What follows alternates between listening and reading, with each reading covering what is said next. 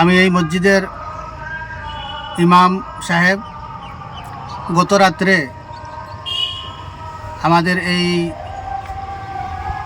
কাকড়াবন ফকির ওহিদুর রহমান এই মসজিদ ঐতিহ্যবাহী মসজিদ, যে ত্রিপুরা রাজ্যের মধ্যে এটা সবচেয়ে পুরানো মসজিদ।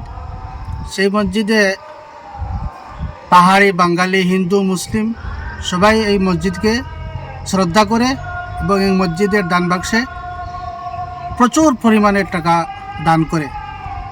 গত রাত্রে দুঃখের বিষয়, কে বা কাহারা সেই দান বাক্সটা ভাঙ্গে টাকাগুলা নিয়ে গেছে। সেই জন্য আমরা এই এলাকাবাসী হিন্দু মুসলিম সবাই দুঃখিত।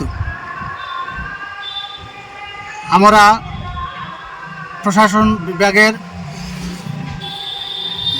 সবাইকে আহ্বান করতেছি যাতে আমাদের এই মসজিদের আশেপাশে থানা আছে বা বাজার পাহারা চলে, যাতে আমাদের এই মসজিদের দিকে তীক্ষ্ণ দৃষ্টি রাখে, যাতে ভবিষ্যতে এরকম কাণ্ড না ঘটে।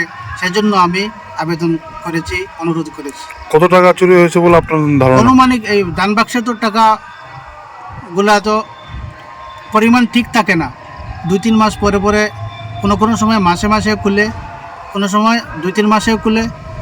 25,000, 30,000, 35,000, 20,000, 22,000 এরকম টাকা খুলে পাওয়া যায়।